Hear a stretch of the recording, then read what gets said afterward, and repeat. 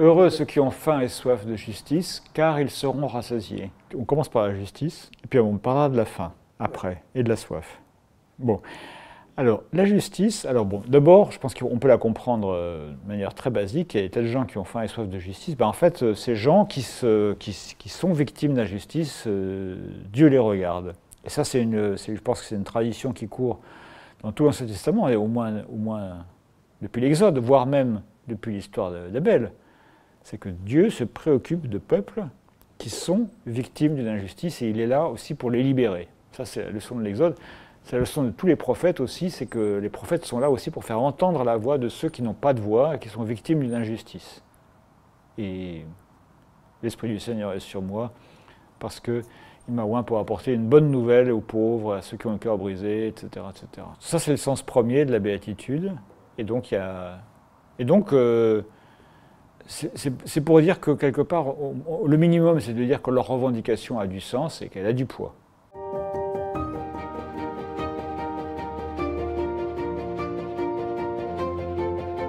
Après, alors, ce qui est assez étonnant, c'est qu'à peine Jésus a prononcé ce mot de justice, que tout le sermon sur la montagne qui suit directement les béatitudes, qui sont l'introduction du sermon sur la montagne, il va parler de la justice alors d'une manière radicale, pour le coup. Et à peine donc il a fini cette béatitude, il dit « Mais si votre justice ne dépasse pas celle des publicains et des pharisiens, vous n'entrerez pas dans le royaume de Dieu. » Ah, c'est-à-dire, alors par exemple, il va dire « Eh bien, ce que vous voudriez que les autres fassent pour vous, faites-le de même pour eux. » Donc il ne dit pas ce que les autres font pour vous, faites-le de même pour eux. Non, ce que vous voudriez que les autres fassent pour vous, faites-le de même pour eux. C'est là la loi et les prophètes. C'est là la vraie justice. Il va dire aussi, en gros, donc déjà ça veut dire que il y a l'idée d'un peu de voir les choses un peu de haut, se préoccuper d'une réciprocité. Au fond, progressivement, quand il parle de la justice dans le sermon sur la montagne, Jésus il va de la position de la victime à la position de l'arbitre. Être habité par la justice, c'est penser la réciprocité, voir, je vais le dire à plusieurs reprises, vous avez appris qu'il a été dit, mais moi je vous dis. C'est-à-dire que cette justice, elle est... Le mot qui pourrait faire comprendre, c'est l'idée de justesse. C'est-à-dire pour nous, par exemple, quand on se dit que quelque chose est juste, ça peut vouloir dire que c'est équitable. Bon, mais ça peut vouloir dire aussi que les choses sont bien ajustées. Une machine où les pièces sont bien ajustées, elle tourne bien. Ou deux personnes qui sont bien ajustées l'une à l'autre. Ou des rapports sociaux justes, positifs. Donc, heureux ceux qui espèrent, attendent une société juste. Alors, soit parce qu'ils se considèrent comme victimes, mais aussi heureux tous ceux qui cherchent une manière d'avoir une société plus juste, même s'ils ne sont pas forcément intéressés personnellement à cette société plus juste. Tous ceux-là, ils seront rassasiés. Alors, ce qui est justement l'idée de faim et soif et de rassasiement, je pense qu'elle dit quelque chose. C'est bizarre, c'est des mots qu'on n'emploie pas par rapport à la justice d'habitude.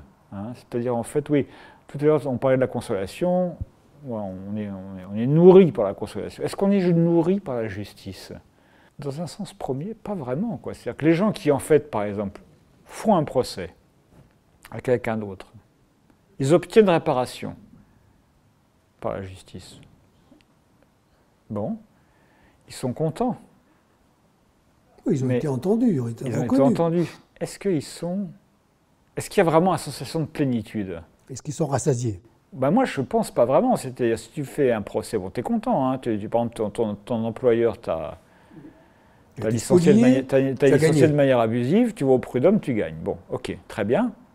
Mais il te reste quand même, moi je pense qu'il reste de l'amertume. Il reste le souvenir quand même des relations très difficiles que tu as vécues.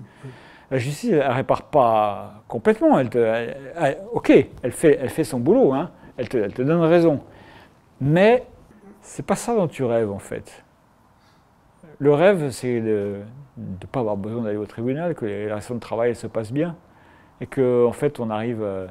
Et je pense que c'est ce rêve que Jésus montre vers l'avant. Au fond, pourquoi est-ce qu'il dit d'aimer son ennemi ? C'est parce que c'est ça, là, au fond. Ce qu'on pourrait rêver, c'est qu'en fait, c'est un monde où, effectivement, on soit capable de construire des relations justes, même avec des gens qui, au départ, nous sont hostiles. Hein, c'est pas aimer notre ennemi pour le plaisir de se marcher que dessus. les autres. Non, ce dont on rêve, c'est d'arriver à construire, avec des gens qui nous sont hostiles, quelque chose de positif. Ça rassasie pour de bon. Et ça, c'est vraiment la chose dont on rêve. C'est qu'en fait, on soit capable de dépasser nos oppositions, nos hostilités, etc. Alors là-dedans, on en est très loin. Et puis la justice humaine, elle fait son boulot parce que, bon, voilà, elle fait le minimum pour que la vie sociale continue à être possible. Mais au-delà de cette vie sociale possible, je pense qu'on rêve d'un monde plus juste, tous. Mais quand il parle de la justice, Jésus, dans ce que Ouais. vous disiez tout à l'heure, c'est-à-dire qu'il dit votre justice pour vous, c'est ça, mais il met 2 crans de plus Oui. pour dire que c'est pratiquement inatteignable. Bah, c'est-à-dire que moi, je pense que la vraie justice, c'est de pardonner. Hein, c'est-à-dire qu'en fait, de se dire, puisqu'on pense, ce que vous voudriez que les autres fassent pour vous, faites-le de même pour. Alors, moi, par exemple, si je fais une bêtise, j'espère quand même que les autres vont considérer ça avec un peu d'indulgence. Hein, si tout de suite on me tombe sur le rable en disant que tu as fait ça, maintenant je ne te parle plus, non. Je veux dire, les bêtises, on en fait tous, et on a nos moments faibles. J'espère. Un peu de mansuétude. Un peu de mansuétude. Bon, pourquoi je ne serais pas capable de faire preuve de cette mansuétude à l'égard des autres? Alors, après ça, on peut penser à des choses absolument horribles. Bon, non. Avant de penser à des choses horribles, pensons à des choses un peu ordinaires. Oui, c'est ce qu'on espère. Ce que je veux dire, voilà, c'est pour moi, c'est pour ça que je dis, pour moi, la vraie justice, c'est de pardonner, c'est-à-dire se rendre compte que, oui, bon, l'autre a foiré, d'accord, toi, t'as foiré aussi. Voilà. C'est un peu comme ça qu'est construite le début de l'Épître aux Romains, quoi. Oui, alors les Juifs, vous pouvez dire que les païens ont fait ça, gna gna gna gna gna. Les païens, vous pouvez dire que les Juifs ont fait ça, gna gna. Bon, écoutez, tous ont péché, hein, et maintenant vous êtes tous devant Dieu, Dieu vous pardonne à tous, donc maintenant, pardonnez-vous les uns aux autres. Ça, pour moi, ça, c'est la vraie justice. C'est ça qui est la justice que Jésus montre à la croix, c'est, écoutez, hein, vous êtes tous là, en fait, finalement, au fond, devant Dieu. Non, c'est ça.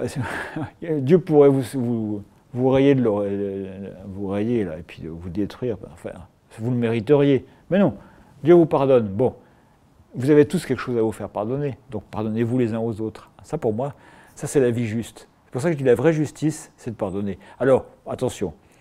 Ça, je ne dis pas ça comme une exhortation. Oui. Alors donc là, quelquefois, on veut aller trop vite. Tu devrais pardonner. Ça, non. Non. À chacun de faire son chemin. Ça peut être très très long. Et là-dessus, effectivement, la justice, le procès est quelquefois un chemin qui permet d'y aller. Le pardon, s'il arrive, il peut être très très long. Et puis, c'est un très très long chemin. Donc, il ne s'agit pas de faire des raccourcis. Mais au fond, ce que je veux dire, le rêve, la chose qui va vraiment nous rassasier, c'est le moment où, s'il arrive, on sera capable de vivre avec quelqu'un avec qui au départ c'était difficile. Moi je pense qu'on peut se souvenir chacun dans notre vie de gens avec qui on a eu des relations difficiles, et puis finalement on a réussi à construire des choses plus positives. Ça fait rêver. Et ça rassasie.